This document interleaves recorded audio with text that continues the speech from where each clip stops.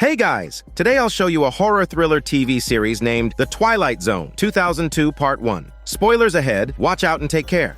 The first story begins with a woman named Andrea, who possesses a unique bloodline, the only one capable of time travel. She alone can leap through space and time, return to the past, and kill Hitler before he rises to power, saving 60 million lives in the process. Andrea has just 48 hours. Under the watchful eyes of those around her, she begins to spin rapidly. In a flash of light, she vanishes and successfully arrives in the birthplace of Adolf Hitler. She's just about to confirm the location when a woman approaches her, begging for alms, saying it's for a child. Andrea tosses her a gold coin and hurries on her way. Finally, she arrives at the doorstep of the house. A maid opens the door promptly. After explaining her intentions, Andrea steps inside the home where evil was born. From the staircase descends a man. It's Adolf's father, Alois Hitler. Andrea introduces herself as the new maid. Just then, the other maid walks in carrying a baby. It's Adolf. Andrea's expression darkens as she stares at the infant. Alois becomes suspicious. The new maid wasn't supposed to arrive for another 2 days. Andrea insists she wanted to start work early and presents her letter of recommendation. But Alois isn't convinced. His words are laced with subtle traps. Thankfully, Andrea came prepared. She answers smoothly and confidently, finally putting Alois at ease. He explains there will be an important meeting in the next 2 days, and the Minister of Customs will be visiting. Andrea is to assist the other maid with preparations, cooking, cleaning, the usual tasks. The maid will be solely responsible for caring for the child. Andrea offers to help with that as well, but Alois refuses. He completely trusts the maid. After losing 3 children already, he's determined to protect this one at all costs. Andrea grows anxious. She needs to act soon. She grabs a pillow from the bed and quietly cracks the door open. At that moment, Alois comes looking for the maid for a secret rendezvous. Once Andrea confirms they're together, she slips into the nursery. Creeping up to the crib, she watches the baby sleep peacefully, but as she lifts the pillow, her hands freeze. She hesitates. Suddenly, a voice behind her demands to know what she's doing. Startled, she turns and finds herself face to face with Alois's wife. Thinking quickly, Andrea explains she's the new maid and that she was fluffing the pillow to help the baby sleep better. Luckily, the wife isn't in the best mental state and doesn't question her. She picks up a key from under the bed and says it wards off demons. She places it beside baby Adolf, insisting it will protect him from evil spirits. She doesn't want anything dark to touch her child. Ironically, she has no idea he will one day become evil itself. The baby begins to cry. Without her husband's permission, the wife isn't allowed to hold him. Andrea gently picks him up instead, and the baby quickly quiets down in her arms. He must like her. Andrea realizes she won't be able to act tonight. As the 2 women walk into the hallway, they hear the sound of Alois's hormone yoga session. His wife hurries to explain that her husband just needs some time to himself. Meanwhile, Andrea pours him tea. Faced with such a beautiful maid, Alois can't help but let his thoughts wander. He casually offers her 2 tickets to a concert, suggesting they attend together. Andrea tries to use his wife as an excuse, hoping to avoid him, but it doesn't work. She ends up claiming she's still recovering from travel fatigue, and Alois finally backs off. Then Andrea gets an idea. Maybe the maid, who is so close to the child, is the perfect person for the job. The plan worked quickly. Just as Andrea had hoped, the maid was invited to the concert and asked Andrea to look after the baby. Andrea accepted with a bright smile, but the maid was clearly uneasy, warning her repeatedly that nothing could go wrong. From her tone, Andrea could sense fear. Perhaps the maid hadn't realized she'd been discovered. After all, Alois had promised to marry her. His wife had once been a maid too, and it wasn't until his previous wife died that Alois married her. But Andrea didn't believe history would repeat itself. The maid, face pale, turned and left. Andrea calmly finished cleaning her knife. That night, once she confirmed Alois and the maid had gone out, Andrea slipped past the sleeping wife, whispering encouragement to herself. She wasn't here to murder a baby, she was here to eliminate a future monster. But when she saw that innocent, cherubic face, she couldn't bring herself to do it. Time was running out, though. Desperate for clarity, she headed to a nearby church. She had never confessed before. The priest listened silently from the other side of the booth as Andrea revealed what was to come. Hitler would one day plunge the world into hellfire, and she had the power to stop it, here and now. But she needed guidance, the strength to follow through. The priest gave no direct answer, saying only God has the authority to decide who lives or dies.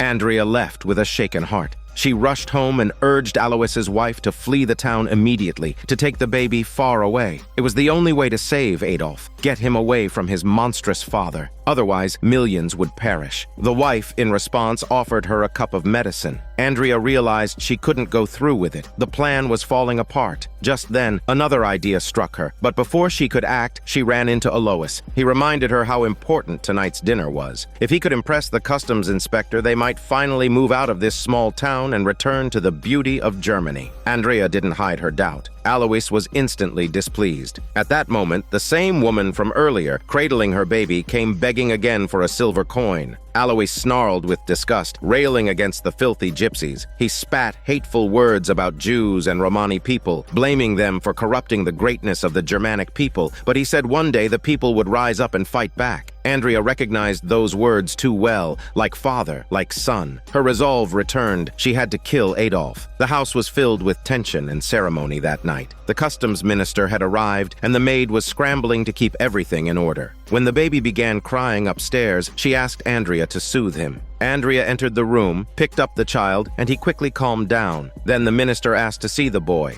Alois instructed the maid to bring him down after dinner, but Andrea was still upstairs holding him. Alois's wife quietly voiced her distrust of Andrea. Alois told the maid to wait until dinner ended, but by then, Andrea had already slipped out the front door, baby in arms. After avoiding the night watch, she hurried into the streets. The maid returned to the nursery to find the crib empty. A baby's cry pierced the night outside. Glancing down, she saw the protective key had fallen to the floor. Panic-stricken, she rushed out the door. Andrea had reached a bridge. Below her, the river ran dark and ice-cold. She hesitated, caught in a final storm of doubt. Whispering a prayer for forgiveness, she clutched the baby tightly and jumped. The maid arrived moments later, but it was too late. The river had gone still again. If Alois found out, she wouldn't live to see the next sunrise. But then something caught her eye. There, on the ground, was the key. And not far away, another woman holding a baby. An idea struck her. The two infants didn't look that different. Quickly, she pulled out her coin purse and handed over a pile of silver coins. Back at the house, Alois was laughing with the minister, enjoying the evening. The maid returned, cradling a baby in her arms. Alois looked at the child and frowned slightly. Something felt off. The maid's heart pounded, but the minister beamed, praising the child as a model of pure Aryan blood. Alois forced a smile and agreed. This replaced child would now become Adolf Hitler. He would still live. Andrea had tried to change fate, tried to sacrifice herself for the good of humanity. But in the end, history could not be rewritten.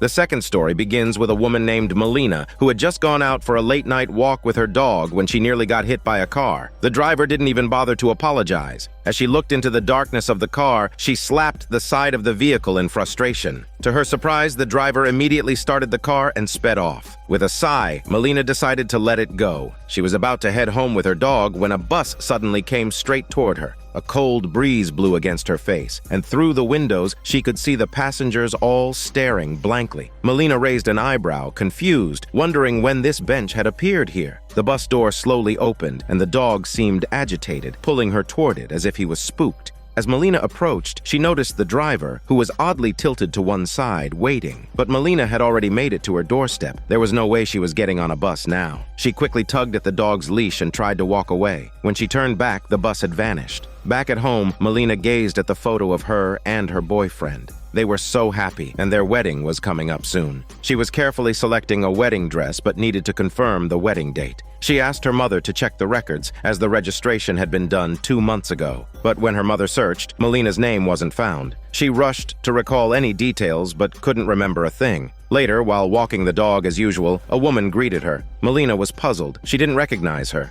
Before she could think much about it, the familiar sound of an engine roared in the distance. The bus was back. As it approached, Melina noticed the same passengers as the night before, all staring at her. She wanted to confirm it was the same driver, and sure enough, she saw those cold, piercing eyes. Fear surged through her, and she hurriedly grabbed her dog and ran off. Thankfully, the bus didn't follow. That evening, Melina couldn't shake the unease and found herself staring out the window. Her boyfriend asked if something was wrong. Melina explained how the woman had called her name, even though she didn't know her, and how the strange bus had appeared again, waiting at a bend, by a bench that had never been there before. Her boyfriend couldn't remember a bus passing through, and Melina had only seen it the day before. She felt a heavy weight in her chest. The two of them walked to the bench, expecting the bus to come by again, but tonight there was no sign of it. Her boyfriend suggested it was probably a chartered bus, which would explain the same passengers. Melina was certain it wasn't a charter. Just as they were about to head home, her boyfriend made an unexpected stop at the neighbor's door. They lived at number 218, but Melina didn't think much of it at the time. Maybe he'd had too much to drink.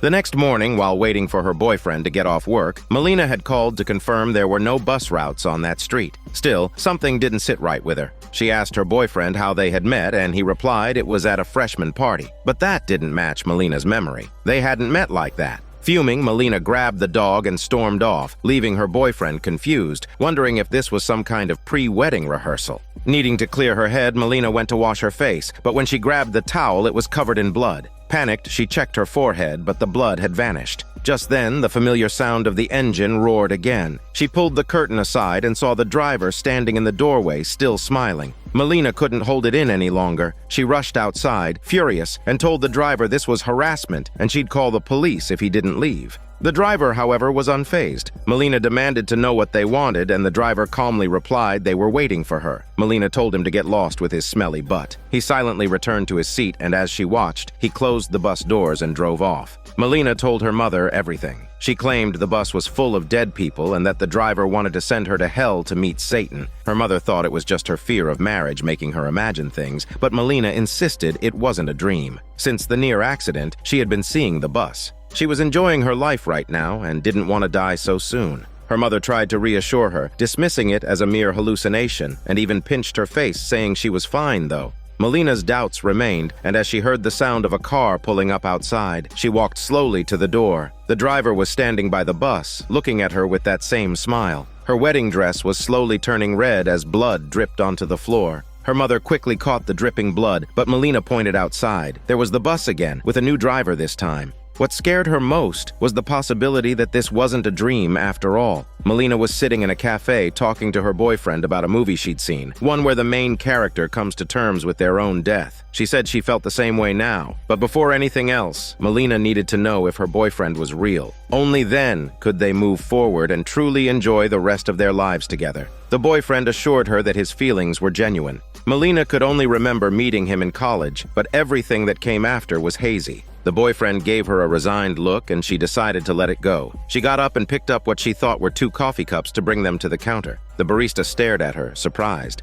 Melina used to work here, she claimed. She'd even taught the staff a lot about making coffee. But the truth was, she had never worked there at all. Her actual job was as an English teacher. The barista, clearly annoyed at her denial, poured a single cup of coffee with a cold expression. Melina asked for both cups to be filled, but the barista only handed her one. That's when Melina felt something was off because there was only 1 cup, but there were 2 of them. Strangely, the barista asked who the other cup was for. Melina quickly turned around. Her boyfriend was gone, vanished without traces of his smelly hormones. The coffee cup slipped from her hand and shattered on the floor. In a panic, she ran home, burst through the door, and called out for her boyfriend, but no one answered. Then something on the photo wall caught her eye. In a picture where she should have been holding her boyfriend, she was holding their dog. Terrified, she dropped the photo. Her hand, once adorned with an engagement ring, was bare. The picture of her and her boyfriend had changed into one of her and the dog. As Melina broke down, the dog suddenly leapt into her arms, then quickly wriggled free and ran outside. She followed, only to see him boarding that eerie bus again. The driver was waiting at the door. Melina didn't want to get on, she just wanted her dog back. Seeing her reluctance, the driver returned to his seat and began to pull away. The dog stared back at her through the window, almost pleading with her to join him.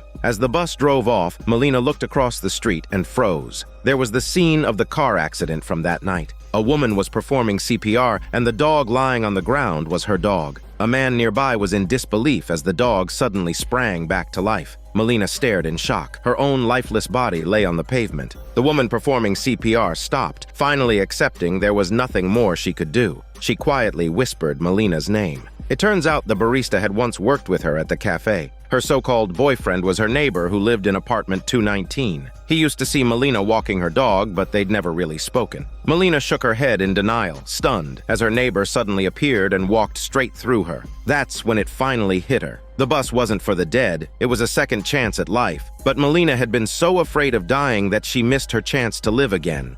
The third story begins with a woman named Laurel unintentionally putting on the dead man's glasses, only to be startled when she saw her dead husband in the rearview mirror. She quickly took them off in fright. Not long ago, the court had announced its verdict. The defendant, Stanley, who caused Laurel's husband's death, was not sentenced to death. Instead, the jury recommended a life sentence, and he could be out in as little as 15 years. Laurel couldn't accept this decision. Furious, she cursed the prosecutor for his incompetence, watching helplessly as Stanley walked free. Her husband, Nick, had been shot in the head, but Stanley would only serve 15 years, essentially a free meal ticket. But the verdict had been passed, and all Laurel wanted was to retrieve Nick's belongings. The prosecutor nodded in agreement, bringing the 2-year-long case to a close. Laurel returned to their lakeside villa, now covered with various reports. She wanted Stanley to pay with his life, but it seemed her efforts had been in vain. Her best friend, Becca, didn't think the glasses were special. Perhaps it was just her intense longing, creating some kind of illusion. Since the case was now settled, it was time for Laurel to begin moving on with her life.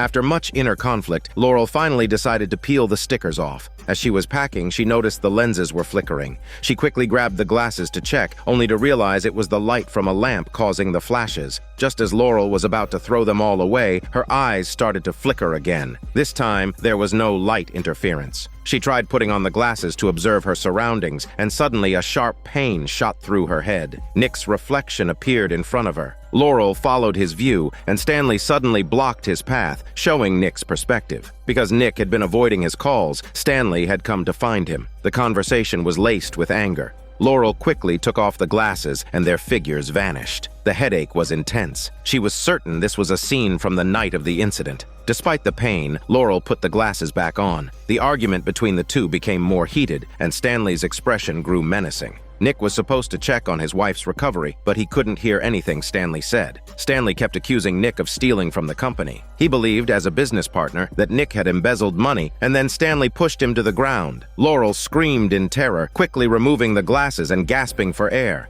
Next came the scene of the crime. With enough detail now, Stanley could certainly be sentenced to death. Laurel mentioned this to Becca, saying that if her head didn't feel like it was about to explode, she would have watched the whole thing through. But something about it seemed odd to her. The fight had taken place in the living room, yet the body was found in the upstairs bathroom. Becca thought perhaps Stanley had dragged him upstairs, but that seemed pointless. Growing impatient, Becca said that the dead can't come back, so they shouldn't keep discussing it. She then suggested they get away from the house for a while to relax and ease their stressed minds. They agreed to pack their bags tomorrow, and Laurel reluctantly agreed. After seeing Becca off, the phone in the house rang with a voicemail from the district attorney's office. It was to inform her that the appeals court was following up on the case and that she needed to prepare to testify again. A smile appeared on Laurel's face as she realized she could provide more details. She put on the glasses, and there, in front of her, was Stanley choking Nick. Nick tried to push Stanley off with his hands, but a fist landed squarely on his face. Laurel clutched her forehead in pain as she watched, helpless. Nick finally managed to push Stanley aside, but Stanley grabbed a crystal glass. Laurel froze in place, watching as Stanley placed the glass back on the table. He said Nick wasn't worth killing, and then he left the villa.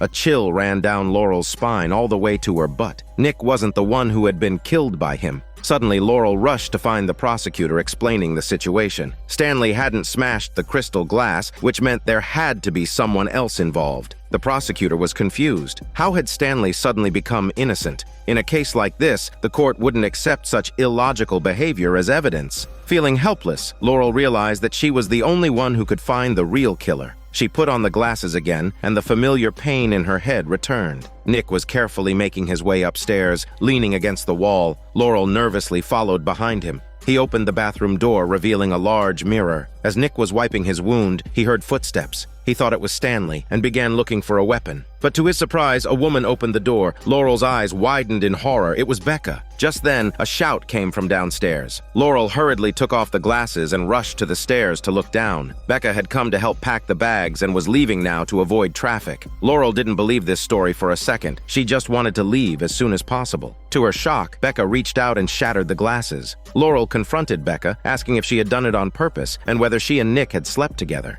Becca was speechless, unable to answer. Becca tried to explain it was an accident, but Laurel couldn't listen. It all made sense now. Becca had always wanted to take everything from her, now even her husband. Becca accused Laurel of being the problem, saying that not everything belonged to her. The reason Nick had stolen from the company was because he didn't want Laurel's money. He wanted to get enough money to divorce her and live happily with Becca, but Laurel had tried to arrange everything perfectly for her husband so no one could take him from her. At that moment, Laurel remembered Nick calling out Becca's name just before he died. Becca hurriedly denied it, insisting she hadn't done it, and that Nick had already been dead by then. Laurel didn't buy it. She realized Becca had plenty of time to call the police, but she hadn't done so. Instead, she had chosen to forget about it, convincing herself it had never happened. As Becca continued to relentlessly chase her, Laurel ran into the bathroom and locked the door. In a panic, she put on the broken glasses again, and the view shifted back to Nick. He was assuring Becca that once he had enough money, he would leave Laurel and be happy with her. A brutal blow followed, and Laurel stared in disbelief. It's then revealed the person who had struck Nick wasn't Becca. It was herself, just back home. Seeing this scene unfold, Laurel collapsed in terror. It was then that she remembered. The unbearable thought of Nick cheating on her had driven her to a rash decision. In a moment of impulse, she had shot him in the head, and her mind had forced her to forget she had killed her husband. Just then, the police broke down the bathroom door, but they stood frozen in shock. Becca burst into tears, devastated. Laurel kept repeating that she had killed her husband, and her wish to face justice was finally fulfilled.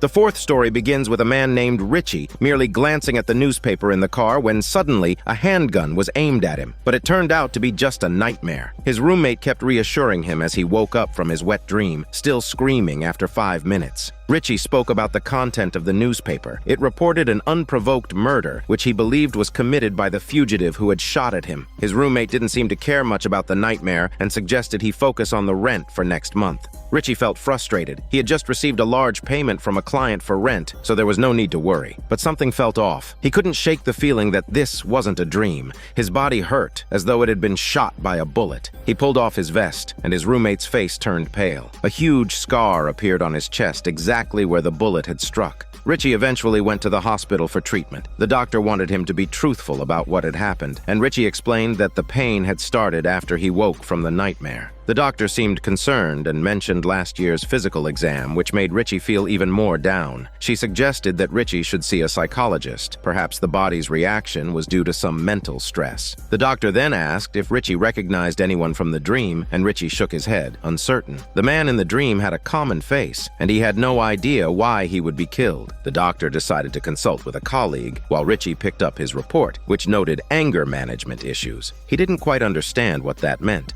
Just then, a man entered, pointing a gun at Richie. Richie recoiled in terror. He jolted awake again, and his roommate quickly tried to calm him down. As Richie calmed, he realized he had just experienced a dream within a dream. Both times, the same man appeared and shot at him. He took off his vest again, and his roommate looked stunned as he noticed a new scar on Richie's abdomen, as if something had bitten him. Richie finally broke down. He was experiencing some truly bizarre events. His roommate quickly fled, feeling helpless. Richie had no choice but to head to his villa for work. He grabbed a drain filter, only to find a dead rat inside. A woman walked over and explained that her husband had shot it. Richie widened his eyes, wondering if this could be the affair his roommate had mentioned. He'd been in the business for 20 years and had never encountered something like this. The woman asked if he was married. Richie shook his head, and the woman slowly moved closer before kissing him using her juicy tongue. Just as they were tongue massaging passionately, a voice shouted from behind, telling Richie to let go of his wife. To his shock, it was the same man who had shot at him. Richie feared for his life again, but the man didn't raise his gun. The woman urged her husband, Mr. Hunt, to let him go, saying they were just having fun for a moment. Mr. Hunt, even angrier now, delivered a heavy blow. He didn't want to dirty his hands any further and warned his wife to leave afterward.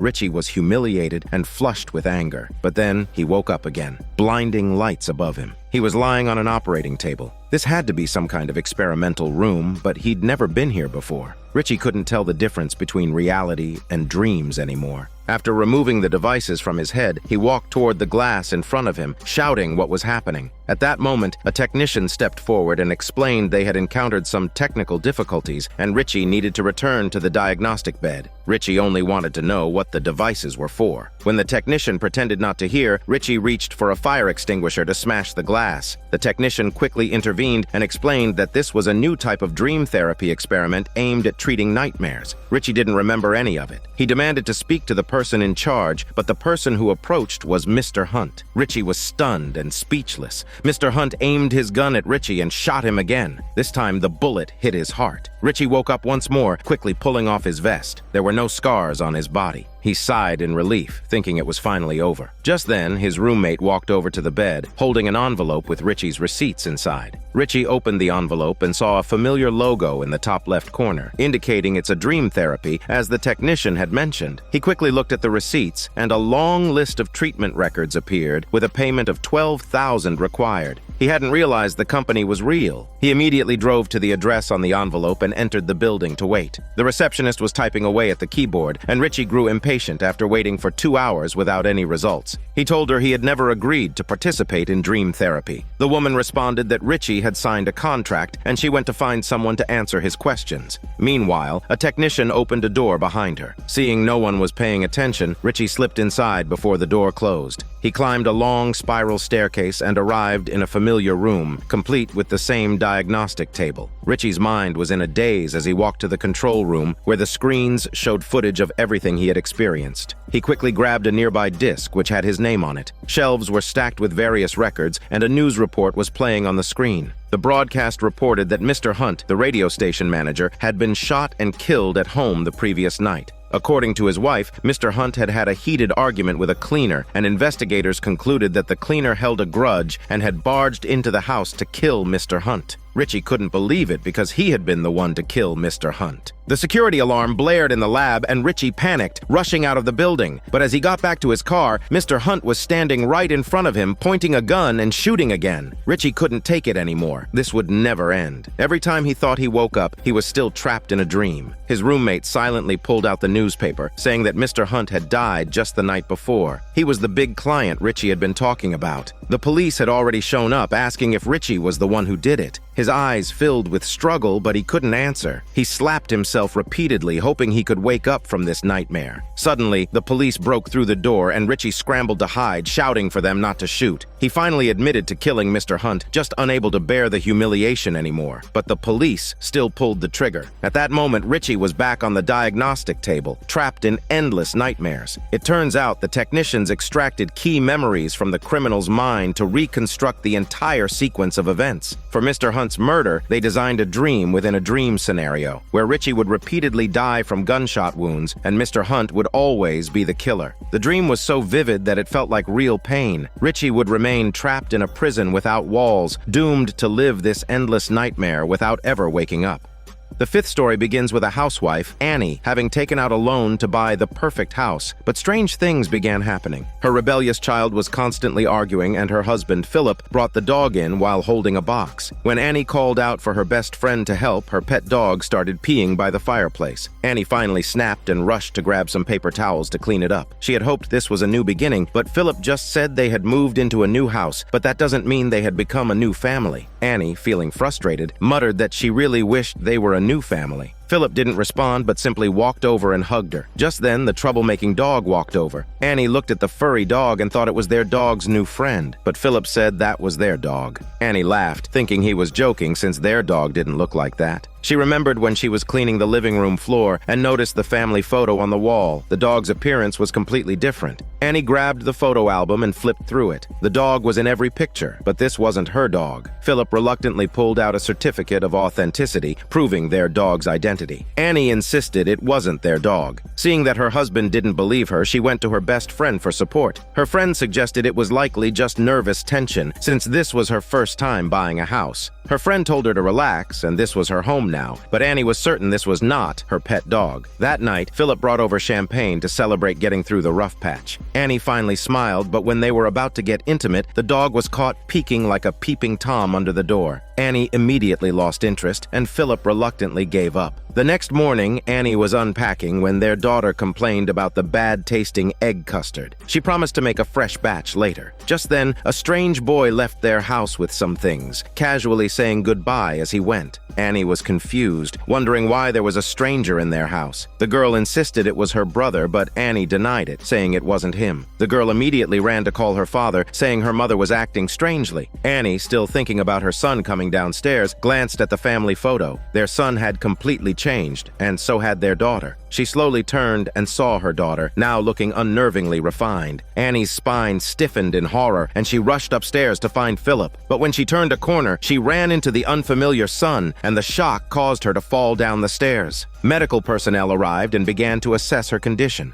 Annie gradually regained consciousness. Philip, clearly confused, looked at her in alarm. They were all terrified. Annie stood up in a daze, and seeing two unfamiliar faces, she asked where the kids were. Philip gestured for the kids to come over. Annie refused to acknowledge them, so the children reluctantly went off to school. Philip realized the severity of the situation. His wife didn't even recognize her own children. Annie had never seen them before, wondering why everyone looked different, and what if Philip was next. She quickly hugged him, terrified of losing him. Philip promised he wouldn't leave, leaning in for a kiss. But when Annie opened her eyes, her pupils widened in horror. Philip had turned into someone else. Annie stared at her husband, her mind completely breaking down. She began to refuse any conversation with her family members. Just then, she heard shouting from outside. Recognizing her best friend's voice, Annie hurriedly opened the door and pulled her inside, finally seeing someone who hadn't changed. Annie wanted to know if her best friend noticed anything different about her husband, but to her surprise, her friend didn't see anything unusual. Philip and the family were still the same. Annie insisted she wasn't losing her mind. Her best friend reassured her that there must be a logical and perfect explanation. It was then that Annie remembered something she had said before. She had wanted a perfect family and a perfect house, and now her wish had come true. Her friend laughed, then pulled her downstairs. The furniture looked completely new, and even the stereo system had been upgraded. Philip had wanted to buy one, but it cost $10,000. Her friend commented that if everything Annie said was true, if suddenly everything was perfect, the furniture and the family, then from any perspective, she had hit the jackpot. What could she possibly be unhappy about? Despite her best friend's encouragement, Annie sat at the dinner table, her face tense. Her daughter talked about life at her new school with all kinds of amenities, and how the swimming instructor was a former national athlete. Philip had also landed a job at a prestigious biotech company. The kids were happy for him, and Annie nodded in shock, trying to keep up with the conversation. Her son asked if Annie remembered when he got hit on the head, but Annie had no recollection. The mood at the table grew strange, but Annie explained she might have just forgotten. Everyone let it go for the moment. She quickly excused herself to the kitchen. This was the perfect family she had always wanted. The children were more considerate than ever, even writing Mother's Day cards, and the dog had stopped peeing everywhere. Annie smiled. She was about to return to the table when she realized the others had disappeared. Suddenly, faint voices could be heard from upstairs. Philip and the kids were discussing ways to help her.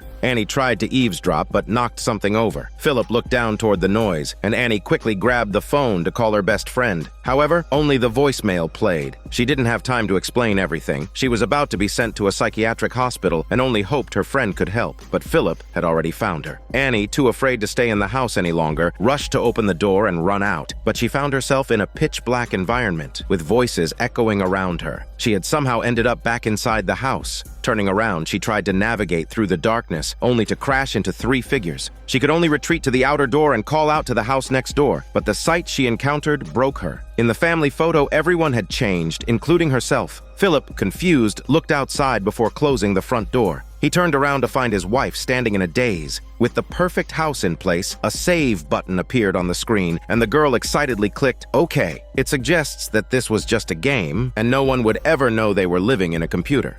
The 6th story begins with a man named Vince being a complete failure. Not only had his credit cards been canceled, but he also owed countless debts and was about to be fired from his job. Just when things couldn't get worse, 2 oddly dressed individuals appeared outside his door, and he initially assumed they were just another pair of pushy salespeople. However, the woman told him that he had been chosen. Vince, confused, asked what he meant by chosen. The man then explained that this was an opportunity for a completely new life, but Vince lost interest immediately, thinking it sounded like a pyramid scheme. The woman reminded him that those who are chosen can receive their help. Vince, eager for anything useful, believed that if they could help him find a job and get his girlfriend back, he might consider it. The woman said they could offer more than just that. Vince scoffed, uninterested. Seeing that Vince wasn't willing to accept their offer, the woman pulled out a box from her bag. Inside was a gift. Vince hesitated but finally took the gift, still rejecting their help, and shut the door. When he opened the box, he found a CD with his name on it. He put it in the player and a man appeared on the screen. The man began to list all of Vince's failures. His life was a mess, he barely graduated high school, and he was nothing more than a delinquent. No wonder his girlfriend had left him. Just as Vince was about to turn the machine off, the man stopped his tirade and said there was still something deep within Vince that was worth saving. The message ended abruptly, leaving Vince confused. This wasn't going to make him rich, so he figured he'd just do some odd jobs. He bought some supplies for a neighbor and got a beer for himself. Then he saw the two strangers again. This time, the neighbor was also chosen, with his name etched on the CD. Vince asked about the contents of the disc, but the neighbor didn't play it. Instead, he shared his own experience. Though the whole situation seemed insane, the CD really did contain details about the past. The neighbor believed that this was a religious group that had tapped into the digital age to uncover hidden secrets. Vince still felt something was off. Later, Vince visited a lumber yard where a man had promised him a job, but it turned out to be nothing more than empty words, and Vince was left searching for other opportunities. That's when he saw more black-clad individuals promoting something. An old man approached him and warned him that the black-clad people might look like missionaries, but they were actually aliens. He claimed that man-made satellites had been locked by alien spacecraft, and it was crucial to stop them. Vince didn't buy the old man's ramblings, thinking the situation was exaggerated. At the bar, the news was reporting that satellite communications had suddenly gone offline and the United Nations was holding an emergency meeting. The bartender quickly turned off the TV, saying Vince had been blacklisted for bothering his ex-girlfriend again. The girl shot him a helpless look, telling him she wouldn't lend him a penny. Vince, hoping for reconciliation, poured out his feelings, but she explained that although she still loved him, love alone wasn't enough. She turned away to continue working. Frustrated, Vince kept pestering her until the bartender had enough and tossed him out after giving him a beating. As Vince was getting up, the two black-clad men appeared again. The male missionary asked if Vince had watched the CD. Vince didn't understand why they were so obsessed with it, but the female missionary insisted they had to help those who were chosen. Time was running out.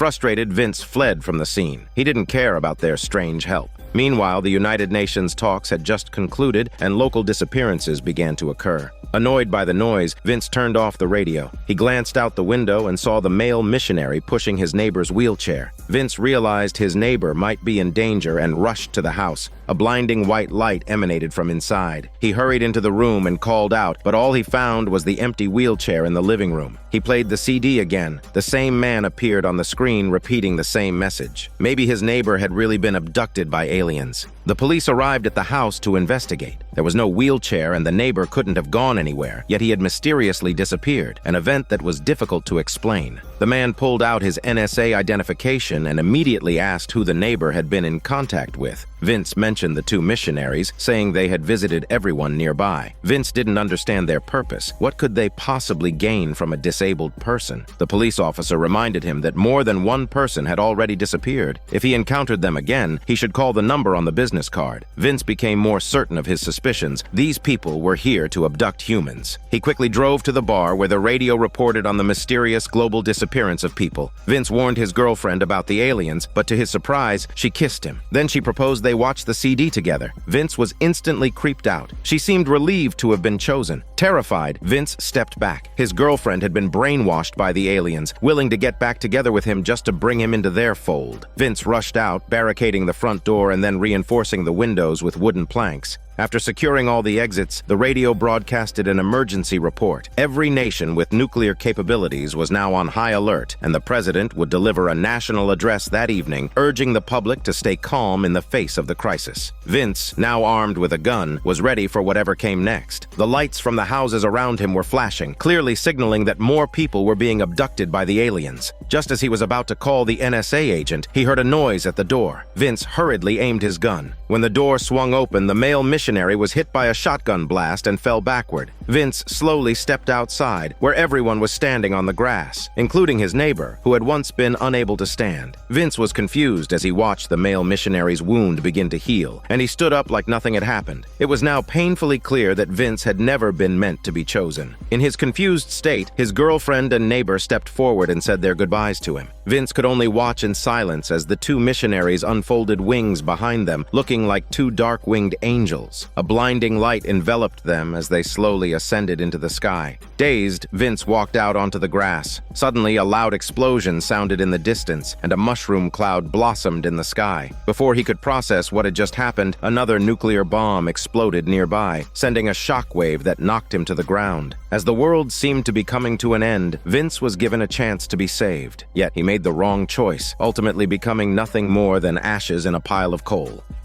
The seventh story begins with a man named Ben simply putting on a virtual helmet, and his body was transported to another place. The game was so lifelike that he tried to touch the flame of a candle, and his finger felt the burn. Just then, a woman named Cindy walked in, saying she had been waiting for a long time and wanted a hormone yoga session with him. Ben had sworn to remain celibate until marriage, but Cindy was just a computer program. Even though Ben was technically engaged, he hadn't actually gotten married yet, so he felt no guilt about it. At that moment, Ben returned home and gave his fiancée Samantha a bouquet of flowers. Samantha was puzzled, asking what they were celebrating. She reminded him that their period of abstinence wouldn't be over just because they tried to take a step back. Confidently, Ben replied that 6 months didn't mean anything. He wanted their wedding night to be special. Samantha smiled at this, as he was the only man she loved. Just then, the phone rang, and he answered it, asking who it was. A crisp, female voice came through. Ben stammered in fear, but Cindy, just hearing his voice, was flooded with endless thoughts. Yet she was only a computer program. Samantha, puzzled, asked who was calling. Ben quickly explained it was just a colleague. Cindy wanted to relive the feeling of being in his arms, and he assured her there was no problem, promising to visit her first thing the next day before the call ended. Samantha assumed it was something important. Ben nervously explained it wasn't a big deal. The next morning, he went to the office and, after a brief internal struggle, took the device out of the drawer. Just as he was about to put it on, he saw a photo of Samantha on his desk. He immediately snapped out of his thoughts and put the device back, thinking maybe it was just a glitch in the program. As he was about to continue working, he heard a familiar voice. Cindy had appeared on his computer screen. He was in disbelief, wondering if the program was alive. Cindy couldn't explain it either, but perhaps it was their minds connecting, creating a strange pheromone, though it could only be produced by humans. Cindy mentioned their activities the previous night was enough to be considered human. Ben was speechless and decided to postpone the matter until the evening. Cindy hoped he would keep his promise and satisfy her. He finally relaxed. That evening, he received a call from Samantha asking when he would be home. He told her he'd finish some layout work and come home soon before hanging up.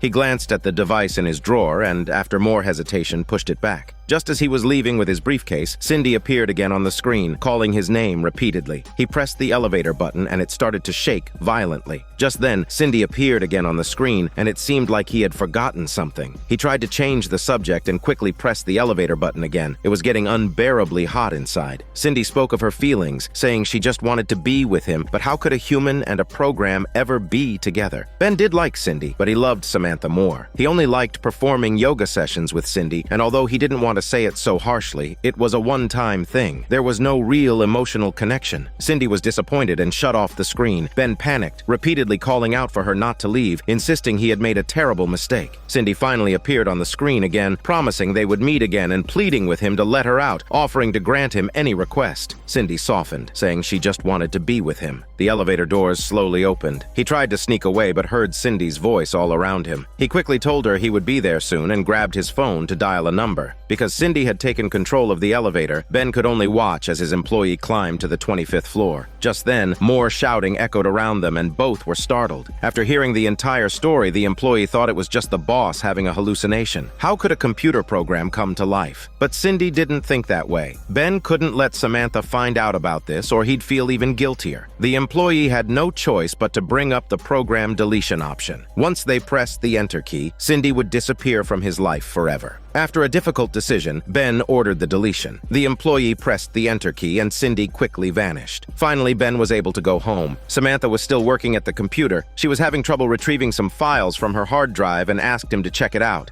Samantha suggested they have some wine. Ben tried to operate the computer system but was shocked when a familiar woman suddenly popped up on the screen. It turned out Cindy had hidden herself in another computer, unaffected by the deletion program. Ben couldn't hold it together anymore. As Samantha was about to walk over, he quickly kicked the power cord out and lied, saying the computer had crashed. He suggested they go watch a Daniel C.C. horror movie instead, and Samantha found him rather cute. As he was about to turn on the TV, Cindy suddenly appeared on the screen. In a panic, he pulled out the power cable again. His phone rang, and Cindy's voice came through on the other end. Maybe it was time to talk to Samantha. He quickly agreed to return to the office, assuring her he would be back in Cindy's arms and that spending the whole night with her was no problem. Cindy then hung up. When Samantha came over with the wine, Ben lied again, saying there was an urgent issue at the company that he needed to handle immediately. Samantha didn't press him. Meanwhile, Cindy waited quietly. As soon as Ben came near, he conjured a bouquet of flowers. All the tension seemed to melt away, but Cindy quickly sensed something was wrong. A stream of data began to enter her body, and her hand started to fade. Ben then explained that before coming here, he had asked his employee to write a virus program. Cindy, now fading away, wasn't angry. She just thought it was romantic that even her own destruction was done so gently. Ben felt embarrassed by the compliment, and then she completely vanished from his sight. Ben felt something missing in his heart. Back in the real world, the phone rang. It was Samantha asking if the issue was resolved. He nodded, saying it was almost done. Samantha told him to stop by the convenience store on his way home, and she would send the list to his email. The home computer was back to normal. After hanging up, Samantha smiled excitedly, then picked up the virtual reality headset beside her, slowly placing it on her head. She was now in a familiar environment. As Ben barely escaped the virtual fantasy, he was unaware that his fiancée had already fallen deep into it.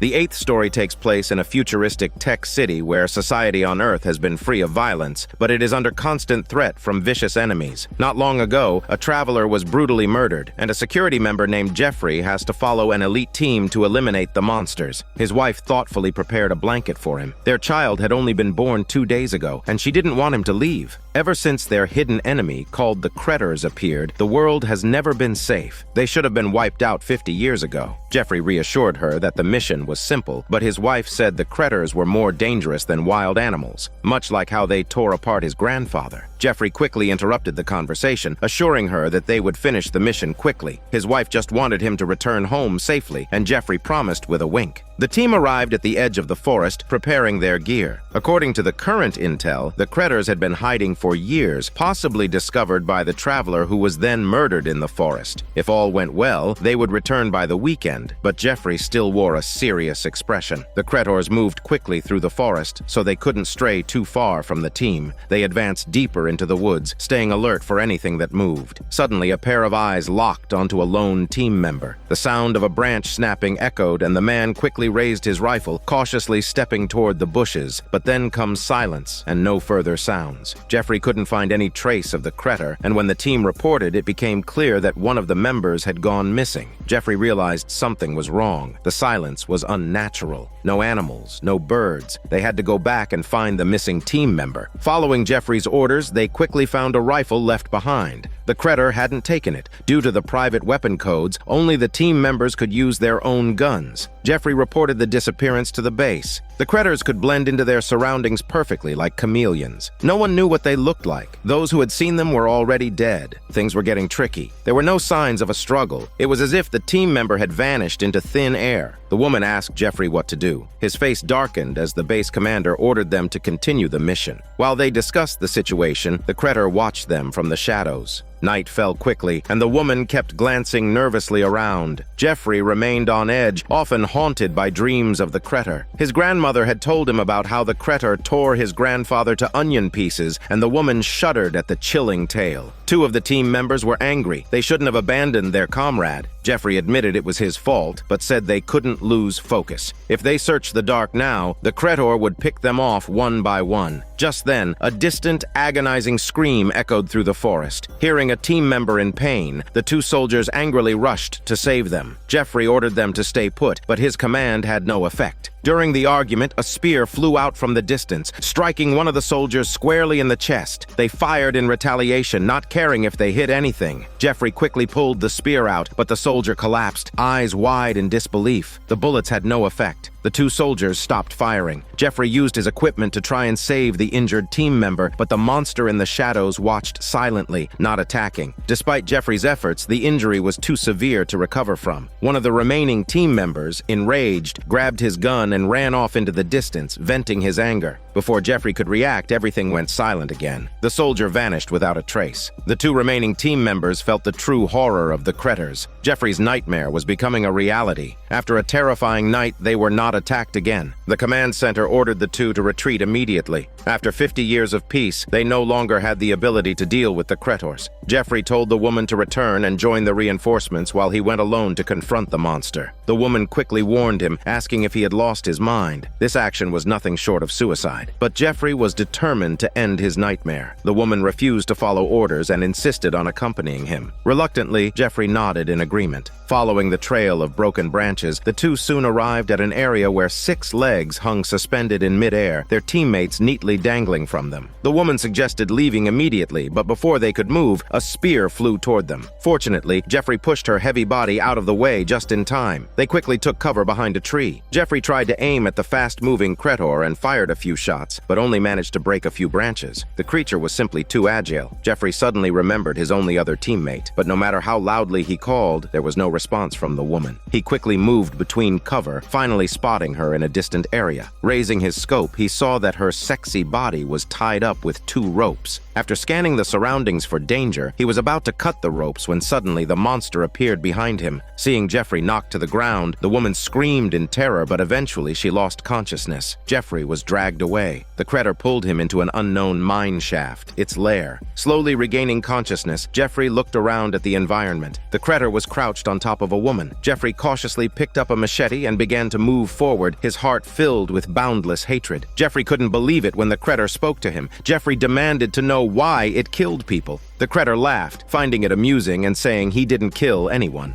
The Critter then chopped off Jeffrey's arm. It revealed that they were half machines, their bodies full of wires, chips, and sensors, designed to resemble humans. The Cretor, meaning creator, was the true human. Jeffrey and his people had been created as robots, while the Cretor was the real human being. This planet had originally belonged to them, but it had been taken by robots. To reclaim everything that belonged to humanity, the Cretor would kill all the robots. As the Cretor charged at him, Jeffrey grabbed a spear and thrust it forward. The Cretor's diabetic blood poured out. The Cretor collapsed helplessly to the ground. Jeffrey had finally avenged his teammates. Now back home, his wife was still awake, worried about the dangers the outside world posed to their child. Jeffrey told her that he had killed the last Cretor. Even if there were more left, they could track them down and kill them, just like the one he had just taken down. Looking at their son in his arms, Jeffrey told his wife to unplug the device. He lifted the blanket, revealing a long tube attached to their child's navel. After disconnecting it, the child fell into a deep sleep.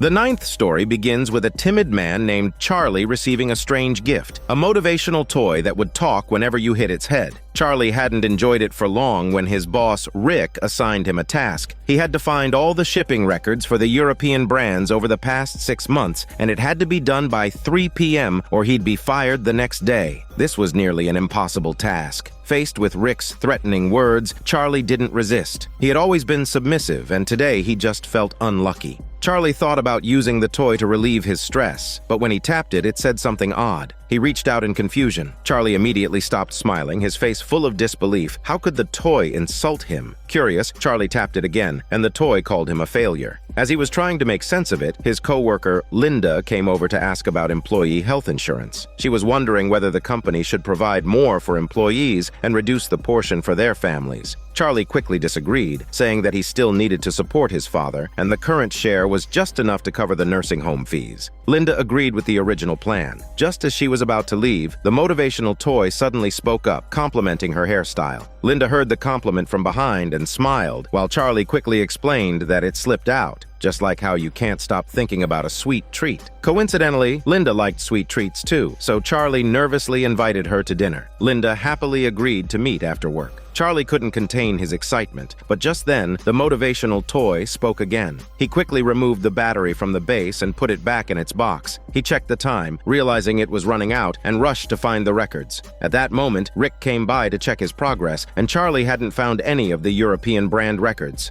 Just as he was about to defend himself, Rick asked him to come to his office. The urgency was due to the 3 p.m. company meeting, which was about the European brand's contraceptive pills. A batch of products had an insufficient active ingredient, causing them to expire a year earlier than expected, leading to a large-scale recall. However, contraceptives are only effective up to 99%, so it was hard to prove that the batch was ineffective. Charlie quickly understood. He had concealed the contraceptives that should have been recalled. Rick just wanted to save the company a lot of money. If the date was changed before the meeting, no one would notice the issue. Charlie thought this was fraud. Rick insisted it was an opportunity, and if Charlie found the list, he could get a promotion. Rick then pushed Charlie out of the office, and when he closed the door, he looked unusually flustered. Charlie began to sift through the files, receiving frequent calls from Rick, asking about his progress, while the motivational toy kept watching him. Finally, Charlie found the list, eager to deliver it to Rick. The motivational toy mocked him again. Frightened, Charlie checked the battery, realizing the base was out of power, but how could it still be talking? He looked around, suddenly realizing this must be part of a colleague's prank with hidden cameras nearby. He then identified a suspicious colleague and deduced that they must have used ventriloquism. Although the colleague was confused about what was going on, seeing Charlie so angry, he suggested that if Charlie wanted the toy to stop talking, he just needed to follow his instructions. Charlie decided not to dwell on it anymore. When Charlie returned to his workspace, he found Rick sitting in a chair, holding the list and excitedly tapping the toy's head. As soon as Rick stood up, he tripped and stumbled. As Rick stumbled and fell hard, Charlie almost reached out to help him up, but Rick pushed his hand away and gripped the wire at his desk, telling Charlie not to expect any promotion. Charlie was seething but couldn't say anything. He pulled out the wire from beneath the desk. It was all the motivational toy's doing. The toy could no longer tolerate it. Someone had to get Rick off the stage. Charlie was too scared to do it, so the toy decided to take over. Charlie hurriedly stuffed it into a cardboard box with only 18 minutes until the meeting. The toy kept squirming and shouting.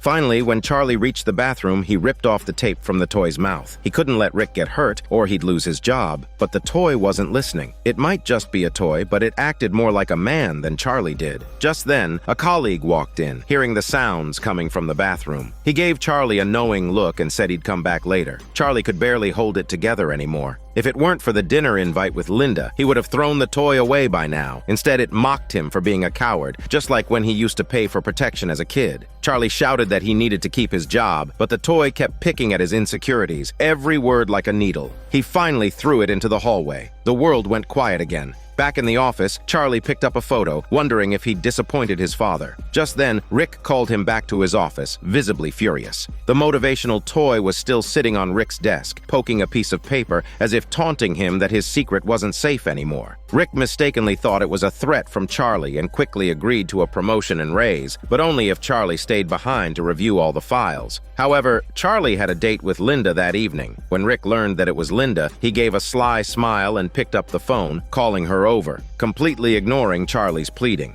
This was the consequence of blackmailing him. Linda, wanting to know what was going on, confronted Charlie, but he couldn't bring himself to answer. Furious, she turned and walked away. Rick got what he wanted, and Charlie was left seething with rage, while the toy continued mocking him. At that moment, Linda appeared behind him. She had been waiting for Charlie to speak up. Coincidentally, it was his birthday, and she asked if he couldn't just cancel work for the evening. But Charlie, having spent his life being spineless, couldn't find the courage. Linda turned and walked away without a word. Charlie admitted to himself that he was just too cowardly, and the toy, unusually quiet, seemed to have given up on him entirely. Charlie glanced at the clock on the wall. There were only 7 minutes until the meeting, and he made up his mind to run to the office, determined to find the list. The toy reminded him that the files were in the drawer. Charlie used his key to retrieve the documents, but the date had been altered. At that moment, Rick burst in. Seeing things were falling apart, Rick quickly grabbed the file and tried to run, but Charlie was knocked down as Rick caught up. The colleagues gathered around. Rick warned Charlie that they were in the same boat now. Faced with the threat, Charlie finally stopped putting up with it. Enraged, Rick knocked him to the ground, but Charlie had already prepared. He was ready to take the documents straight to the board upstairs. Rick lunged forward, threatening him viciously, but Charlie no longer feared him. The crowd erupted in cheers, not only releasing their long-held frustrations, but also feeling glad for Charlie. The fight between the two was about to break out. As Rick moved forward, the toy tripped him up with the wire, causing him to fall to the ground. Charlie had won Linda's heart again, and the toy unexpectedly complimented him. He didn't just gain a promotion, he had finally said goodbye to his weak past.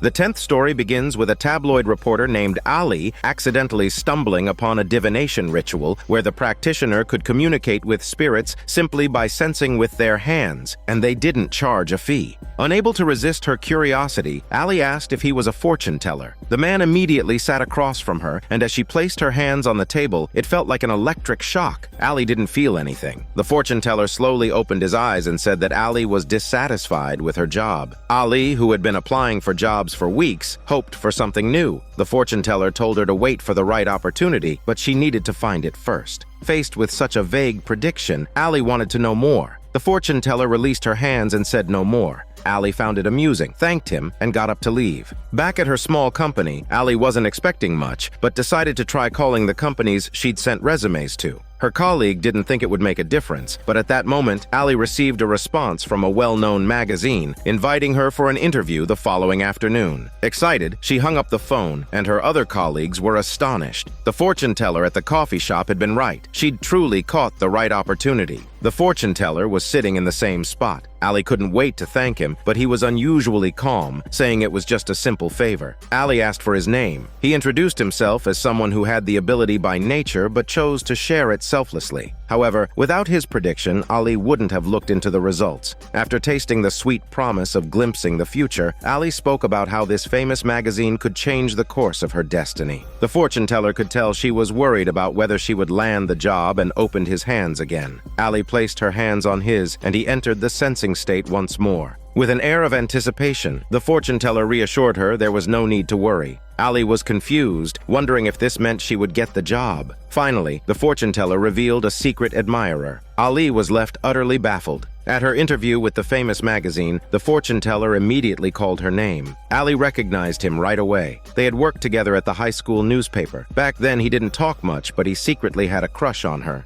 To avoid any misunderstanding, he explained that he was now married with children, but he had always admired her abilities. Ali knew the job was pretty much secure, but there was one potential issue. She would have to move to Chicago for work. The colleague quickly objected, saying he couldn't stay here alone. Ali knew he was joking, but now only one issue remained. She couldn't leave her boyfriend behind. She wasn't sure if he would move with her. Ali still wanted to go back to the fortune teller for another reading, but the colleague insisted it was all just a coincidence, most likely a scam set up with a series of traps. Seeing that Ali was determined to go, he said he would accompany her the next day. Ali went back to see the fortune teller. She had been in a long-term relationship with her boyfriend and didn't want to be separated by work. She wanted to know if there was any way for him to move to Chicago with her. After a moment of thought, the fortune teller reached out with both hands to sense. The colleague thought the fortune teller was just taking advantage, and Ali told him to shut up. At that moment, the fortune teller opened his eyes and said that the answer would be found when she returned home. The colleague felt like this was just pure deception, but decided to try it anyway. The two of them rushed home, and Ali called out for her boyfriend, but got no response. The house was filled with blaring metal music. She quickly opened the door and found her boyfriend playing a hormone game with another woman. The colleague turned and walked away. Ali had gotten an answer she didn't want to hear. Her relationship had come to an end. She booked a flight, confirming it would depart the following evening. The colleague looked worried, not wanting Ali to rely too much on the fortune teller. Ali shrugged it off, saying she was just going for coffee. It didn't matter if the fortune teller wasn't there. But she arrived early at the cafe, even before the owner had opened for business. After 2 cups of coffee, the fortune teller finally arrived, taking his usual seat. Ali thanked him again for the reading, telling him she would be flying to Chicago tonight. To be sure about her future path, she wanted to know if there was anything she should watch out for. The fortune teller looked resigned, but seeing her anticipation, he took her hands again. This time, however, the fortune teller began twitching his head, and Ali felt something was wrong. He advised her not to go to Chicago, but she had to go. This was her chance. He gave her the advice, but left the decision up to her. Just then, Ali received a call from the colleague. She followed the fortune teller's advice and didn't get on the plane. The colleague was relieved, telling her that the flight had crashed 90 miles outside Chicago with no survivors. Ali shuddered at the thought. If she hadn't listened to the fortune teller, she would have been on that flight and might not have made it.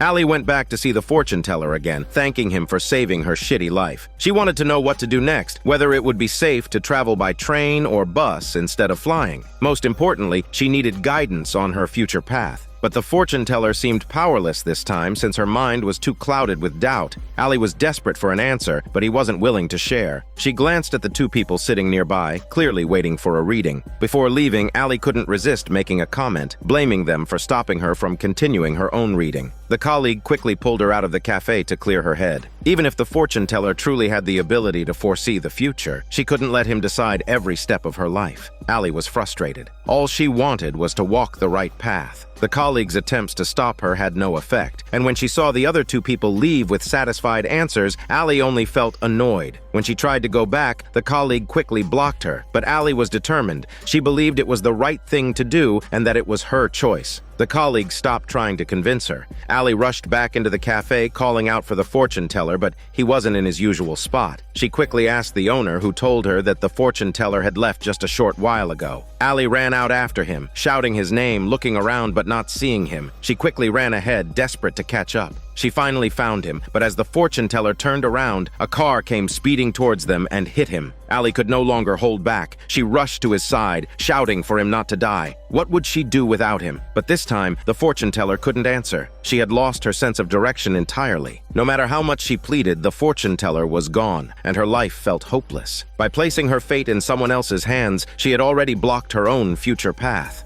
This is Daniel CC Movie Channel. Stay safe and enjoy your day.